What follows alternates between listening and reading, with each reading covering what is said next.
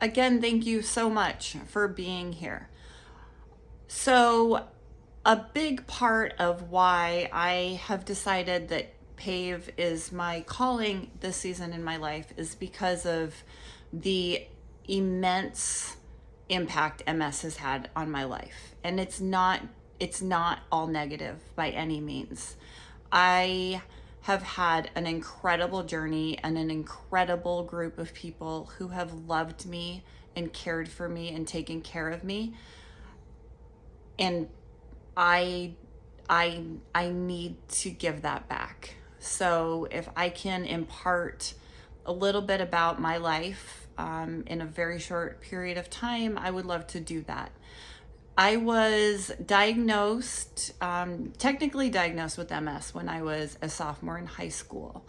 My first major symptom appeared when I was sitting in my English class as a freshman. I went to turn my head to look at the board, and I will never forget the immense pain that just from moving my eye.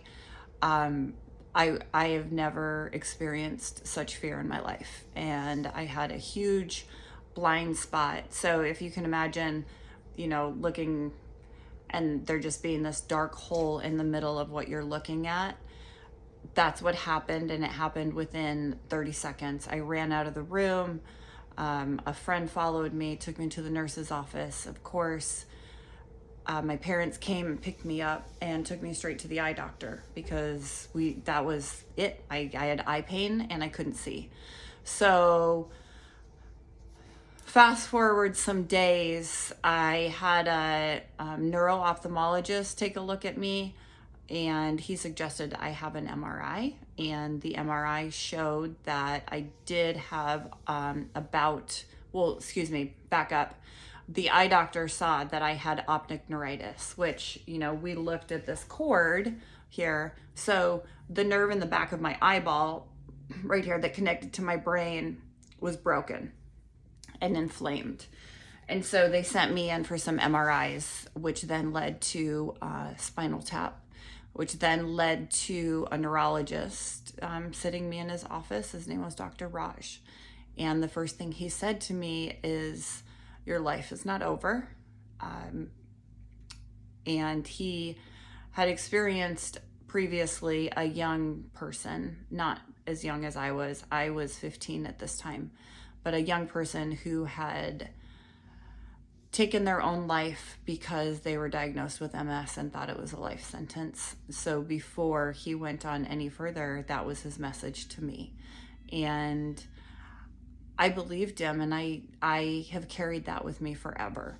So after that, there was a lot of conversations with high school teachers, keep an eye on her. I had weird numbness, tingling, all sorts of things I was not used to experiencing. Eventually, a year later, I had an incident in biology where I was carrying a hot container and didn't even notice it. And my biology teacher freaked out and told me to put the container down, and we looked at my hands and they were blistered and burnt. So that was the day I went in for another MRI, and in November of 1995, after I crashed my car into my friend's tree, I went home, and my parents had received a phone call from the neurologist that indeed I did have multiple sclerosis. So that was my sophomore year in high school. Totally unusual, but had some amazing doctors who caught it, which unfortunately is not the case for everybody. So I'm going to talk to you a little bit more in the next video about what happened after that and the different treatments I went through. Thanks, guys. Bye.